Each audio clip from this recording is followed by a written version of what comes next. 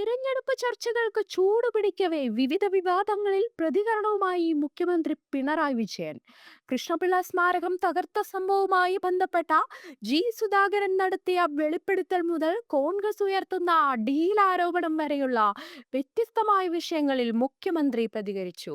കൃഷ്ണപിള്ള സ്മാരകം തകർത്ത സംഭവത്തിൽ സുധാകരൻ ഇപ്പോൾ ആരോപണങ്ങൾ ഉന്നയിക്കുന്നത് അദ്ദേഹം എതിർപ്പാളയത്തിൽ ആയതുകൊണ്ട് മാത്രമാണെന്നാണ് പിണറായി വിജയന്റെ വാക്കുകൾ. സജി ചെറിയാൻ സംശയമുനയിലാണെന്ന് UDF സ്വതന്ത്ര സ്ഥാനാർത്ഥിയായ മുൻ CPIM നേതാവ് സുധാകരൻ പറഞ്ഞിരുന്നു. റിപ്പോർട്ടർ ടിവിയുടെ നേരോ നേതാവോ എന്ന പ്രത്യേക അഭിമുഖ പരിപാടിയിൽ വെച്ചായിരുന്നു അദ്ദേഹത്തിന്റെ വെളിപ്പെടുത്തൽ. പിണറായി വിജയൻ അന്വേഷണത്തിൽ ഇടപെട്ടെന്നും സുധാകരൻ പറഞ്ഞിരുന്നു.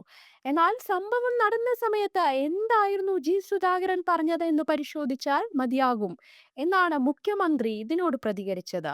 തെരഞ്ഞെടുപ്പ് കമ്മീഷന്റെ നോട്ടീസിൽ BJPയുടെ സീൽ വന്നത് ഗുരുതരമായ വിഷയമാണെന്നും പിണറായി വിജയൻ പറഞ്ഞു.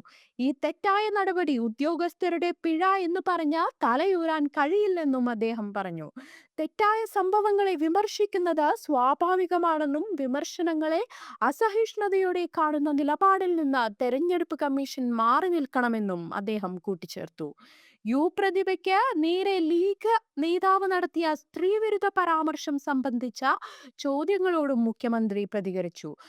പ്രതിഭയ്ക്കെതിരായ പരാമർശം അങ്ങേയറ്റം തെറ്റായ നടപടിയാണെന്നും പ്രതിഷേധാർഹമാണെന്നും അദ്ദേഹം പറഞ്ഞു. പൊതുരംഗത്ത് വരുന്ന സ്ത്രീകളെ ഇത്തരത്തിൽ അപമാനിക്കരുത്, അത് മനോവൈകൃതമാണ്. KC വേണുഗോപാൽ ഇരുന്ന വേദിയിലാണ് ഒരു വനിതയെ അപമാനിക്കുന്ന തരത്തിലുള്ള കേരള സമൂഹത്തിന് അംഗീകരിക്കാൻ കഴിയാത്ത പരാമർശം ഉണ്ടായതെന്നും മുഖ്യമന്ത്രി ചൂണ്ടിക്കാട്ടി.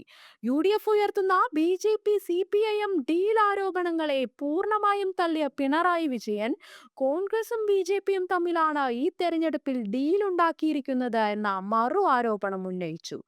ലോക്സഭാ ഇലക്ഷനിൽ തൃശൂരിൽ BJP ജയിച്ചത് കോൺഗ്രസ് വോട്ട് കൊണ്ടാണ്. തദ്ദേശ സ്ഥാപനങ്ങളിൽ പലയിടത്തും BJPയും കോൺഗ്രസും ഒന്നിച്ച് മത്സരിച്ചു.